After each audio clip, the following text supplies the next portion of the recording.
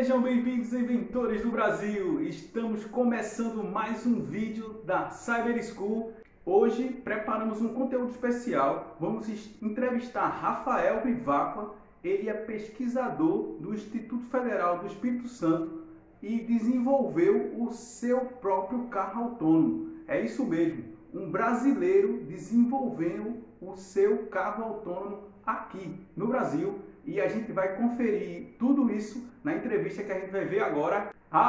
E não esquece de deixar o like, compartilhar, colocar um comentário aí embaixo, escreve hashtag carro autônomo no Brasil, que o YouTube vai entender que isso é um conteúdo relevante e que outras pessoas precisam conhecer essa informação, ok? Vamos embora para a entrevista. E aí, Rafael, tudo bom? Tudo bom. Muito obrigado por ter aceitado o nosso convite de participar aqui do nosso canal, de contribuir com essa série de vídeos que a gente está fazendo aí sobre o carro autônomo. E eu queria aproveitar esse momento e te fazer uma pergunta que seria: quando foi que o mundo ele começou a ver a viabilidade de se ter o carro autônomo, de se ter o carro, ou seja, quando foi a primeira vez que foi se falado, registrado, né? Que dá possibilidade de existência do carro autônomo? Bom, Carlos, por incrível que pareça, a história do carro autônomo já é bastante antiga. Em 1950, a GM, junto com a RCA, que era uma empresa de eletrônica muito dominante na época, existe hoje, eles já estavam fazendo testes em campo com um carro verdadeiro adaptado para dirigir usando marcadores magnéticos. Então, eles instalavam um cabo guia embaixo do asfalto, e esse carro continha uma espécie de captadores magnéticos que conseguiam determinar a localização do carro, e ele conseguia dirigir centrado na estrada com velocidades até altas, como 80 km por hora. Isso em 1950. Chegaram até na época, já em algumas revistas, já anunciar o carro do futuro, né? Claro que ainda não havia, com essa possibilidade de um carro onde as pessoas sentavam, podiam conversar, podiam jogar um jogo e o carro dirigia sozinho. Então isso foi em 1950, né? Já na década, avançando um pouco mais, em 1980, quando a computação começou a ficar mais capacidade, ainda assim era muito limitada, na Universidade de Munique, um pesquisador começou a trabalhar um computador para guiar o carro, usando visão computacional já. Então ele processava a informação de uma câmera e ele conseguia fazer uma van, né, que é o carro que ele usou, já seguir por uma estrada normal, sem nenhuma adaptação na estrada, sem instalação de nada especial. Certo. Nessa época, né, os computadores eram muito limitados ainda, então foi um grande desafio, foi muito notável ele ter feito aquilo. O nome dele, acho que é Dickmann, foi considerado o pai do carro autônomo, né, nessa concepção mais moderna. Então, a partir dessa época, 80, 86, 90, os projetos começaram a avançar muito. Várias pesquisas começaram a surgir também, mas a Universidade de Munique estava na frente, e eles conseguiram aprimorar esse sistema, né? À medida que a computação foi permitindo, eles começaram a andar em velocidades maiores e distâncias maiores. Em 96, eu acho, essa equipe, né, que começou lá com Dickmann, ele conseguiu fazer uma viagem de mais ou menos 1.000 milhas no carro, e velocidade de 180 km por hora, já com alguma capacidade já de detectar os outros carros, mudar de faixa, né? Isso ainda bem inicial nessa faixa, né? Nessa fase dos anos 90. Bom, já depois do ano 2000, teve um evento muito marcante, né? Essas pesquisas estavam acontecendo nos Estados Unidos também, mas em 2005, a DARPA, que é uma agência militar americana que fomenta pesquisas em tecnologia, ele lançou uma competição de carros autônomos. E seria uma corrida no deserto, né, numa estrada off-road, de aproximadamente 200 quilômetros. Era um desafio muito, muito complicado para aquela época. Das 23 equipes que entraram, somente 5 conseguiram completar, né? E a vencedora, acho que gastou 6 horas para completar a missão, né? Então, nessa época começou, né, além da câmera como sensor de percepção do mundo, começou a aparecer também o sensor laser, chamado LIDAR, que complementava esse tipo de informação, né? Ele detectava a distância, detectava diretamente obstáculos, como se fosse um radar, só que a laser. Sim. Então, isso foi explorado já nessa competição. E em 2007, 2 anos depois, eles relançaram uma nova edição da competição DARPA, só que para um ambiente urbano. E eles fizeram lá, separaram um pedaço de uma cidade, um trecho residencial, e simularam lá, colocaram outros carros andando, pedestres, todos esses componentes que existem numa situação urbana. E também, nessa competição, se eu não me engano, foram 6 equipes que venceram, né? E aí os algoritmos já estavam mais avançados, eles tinham que parar em rotatória, perceber um carro passando, né? Então, a partir dessa época, o DARPA ele deu uma boa estimulada nesse campo, né? Inclusive, foi isso que me fez chamar atenção para o carro autônomo. Então, Rafael, nessa descoberta do carro autônomo, e o que foi que lhe motivou a querer se aprofundar mais no desenvolvimento do carro autônomo, e o que também fez com que você desenvolvesse o seu próprio carro autônomo, né? É interessante também você contar um pouquinho dessa história aí.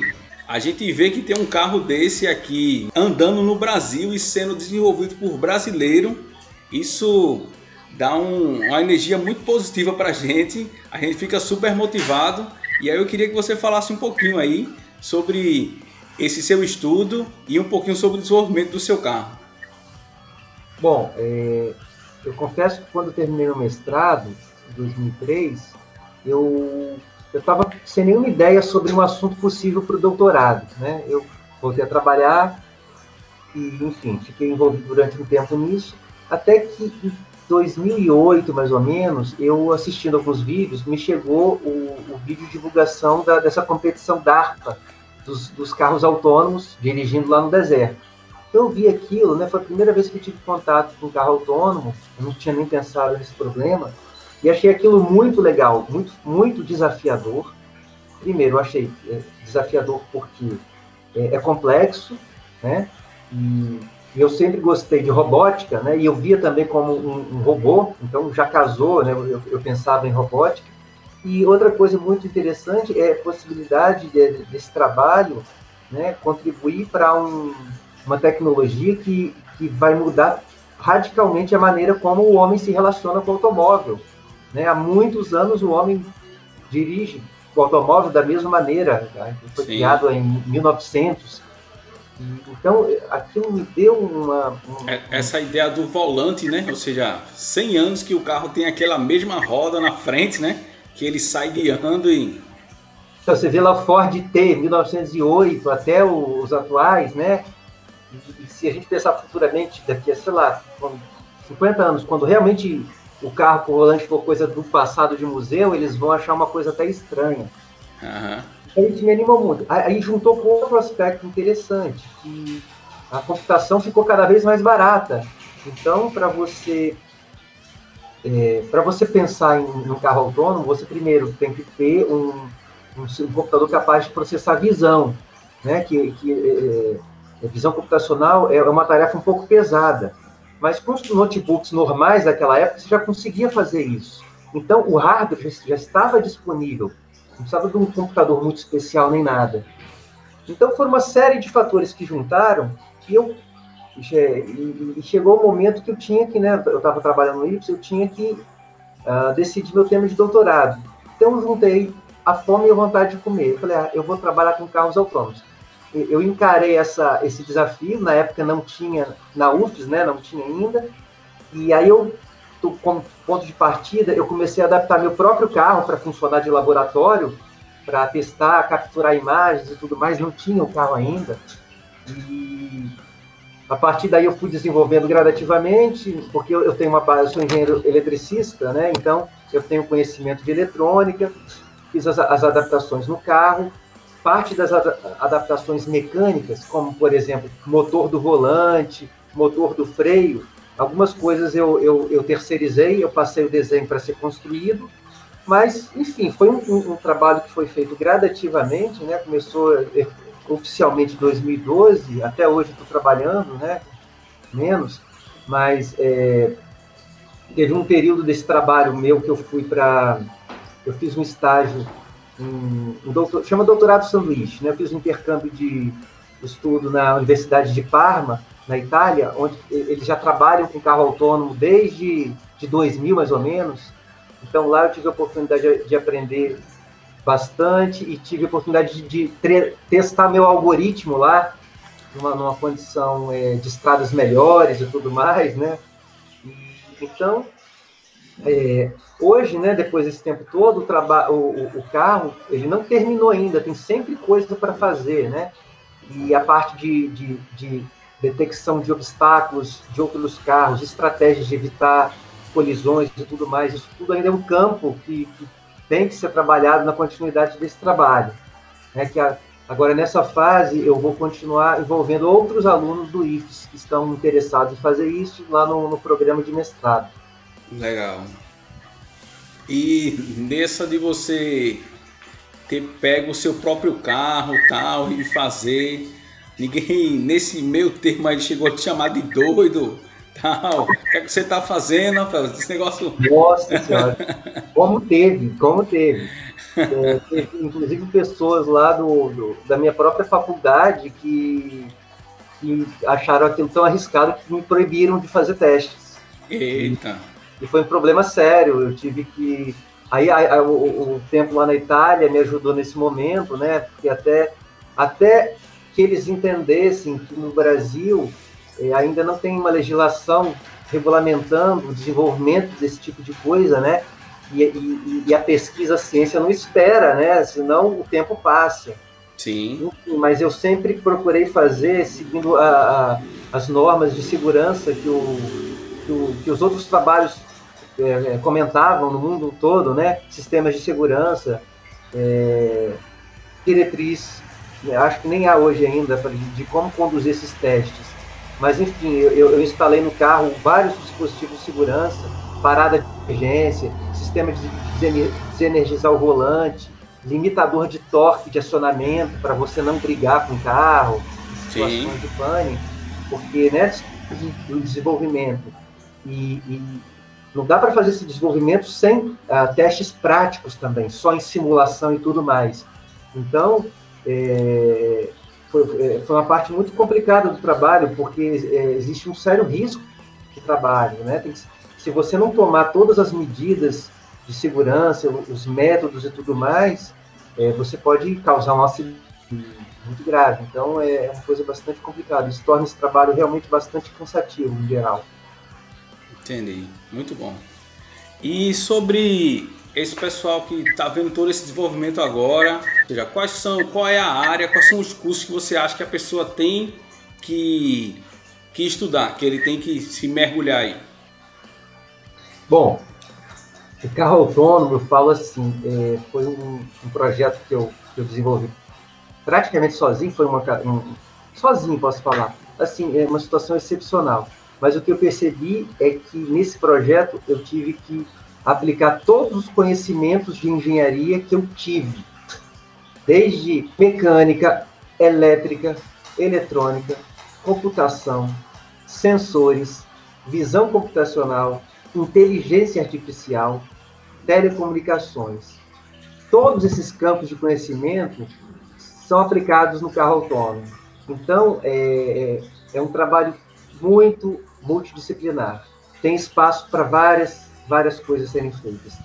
Eu acredito que no futuro, no nível de engenharia, talvez tenha até alguma especialidade nesse campo. E no campo técnico, com certeza eu acho que vão aparecer muitas possibilidades interessantes para esse tipo de tecnologia, já que ela é muito específica. base mais importante é computação, sem dúvida. Então, Rafael, como é que você acha que vai ser o funcionamento dos carros autônomos? Como é que isso vai se comportar no futuro?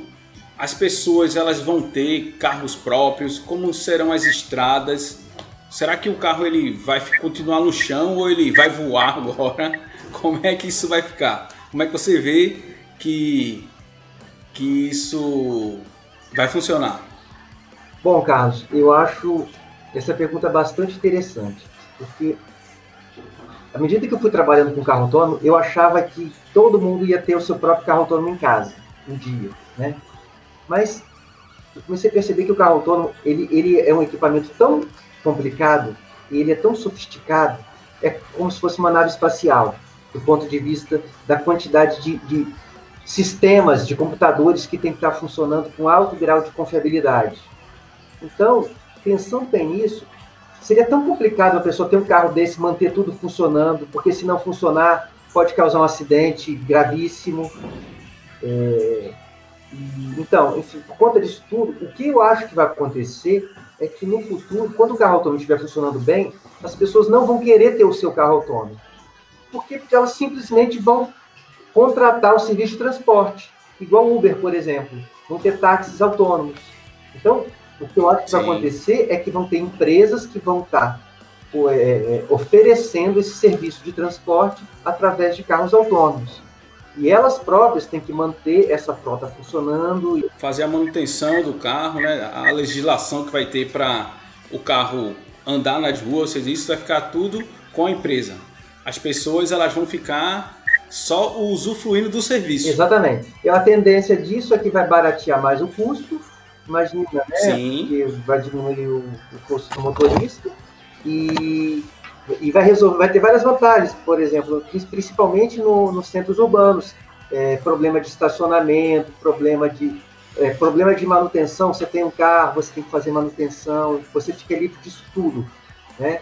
E uma outra coisa muito interessante que um colega meu me disse um dia, eu não tinha pensado ainda, é que o carro, essa frota, ela pode ficar operando quase que 24 horas por dia, né? Ela deixa um toda a logística de atendimento de chamadas, e ao invés de um carro que é um patrimônio caro, nosso que fica parado, sei lá, fica parado 95% do tempo, ele está parado.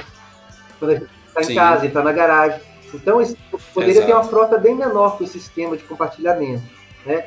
Então, eu acho assim, no futuro vão ter os carros convencionais para a gente dirigir por esporte, o prazer, né? Porque é bom dirigir também, mas em uso urbano, principalmente, de maneira geral, eu acho que o que vai acontecer vão ser carros autônomos e elétricos. Sim, vai ser uma outra revolução que já vem acompanhando, né? Que os carros vão deixar de ser a combustão e serão todos elétricos, né? É legal que elas estão acontecendo juntas praticamente, né? Isso, exato. Isso é outra revolução violenta também, né? Porque a concepção do motor de combustão interna, né, que aciona os carros até hoje ainda bastante, é a mesma do Ford T 1908 lá. Exato. Motorzinho de tempos, né? Ciclo Otto e tudo mais. E até relembrando uma aqui que me veio na cabeça, que meio que a arte, né? Ela meio que dita o que vai ser o futuro. Ela meio que descreve, ou seja, o telefone celular, ou seja, você vê lá em Star Wars, o cara atende lá, ou seja, não existia nada daquilo naquela época, mas se tinha uma alusão do futuro. Como a gente vê hoje com o filme da Marvel e por aí vai, algumas coisas. E do carro tinha um joguinho lá, o Top Gear. Tinha uma parte da pista em que o carro ele passava e ele recarregava o combustível. Ah, é? Era. E aí eu fiz, caramba, será que vai existir um dia do tipo o carro passar e só por ele passar por aquela pista ele recarregar o combustível? E aí quando o carro começou a ser elétrico, eu fiz, rapaz, tem tudo a ver agora, viu? Porque como o celular hoje tem carregadores de celular que é só o celular fica apoiado em cima e ele recarrega. Do mesmo jeito agora vai ser os carros. Vai existir a pista, o carro ele vai passar e aí ele, por indução magnética ali, ele consegue carregar suas baterias. Você sabe que esse projeto já está sendo feito? Você sabia disso? Olha aí, que legal. Na Alemanha, para variar, né? Na Alemanha, para então, variar. Tem uma pista, um trecho, sei lá, não sei se é tipo 20 quilômetros, para caminhões elétricos recarregarem. Assim, isso ainda não foi piloto, mas eles estão com essa ideia, né, de pontos de recarga. À medida que ele anda, ele carrega. Eu nunca tinha pensado nisso, que é mais uma possibilidade do carro elétrico, né? Do automóvel elétrico, que, meu Deus, assim, é tão fantástico comparando com o convencional, né? Fora do poluente e tudo mais. E tem essa também de recarregar enquanto ele está andando. É uma coisa maravilhosa essas revoluções. Verdade. Muito bom, muito bom. Rafael, muito obrigado aí pela nossa conversa e sua participação aí do nosso canal, ter contribuído aí com esse papo aí sobre o carro inteligente. Quero lhe agradecer imensamente. Muito obrigado. O prazer é meu, foi uma satisfação. Precisando aí de alguma história sobre carro autônomo para animar as pessoas, algum detalhe, fique à vontade. Eu ainda pretendo continuar com esse projeto por bastante tempo. Muito tempo. É uma cachaça, você não larga. Muito bom. Muito boa entrevista com o Rafael, não foi não? Esse tipo de conversa acaba nos motivando, nos incentivando a querer também contribuir e fazer algo que possa colaborar, ajudar pessoas na sociedade. E é exatamente isso que a Cyber School propõe, é exatamente trazer informação para que possamos descobrir novos talentos, novos inventores, ou seja, fazer com que a criança brasileira, ou seja, desde cedo, ele possa ser o protagonista das suas ideias, das suas invenções.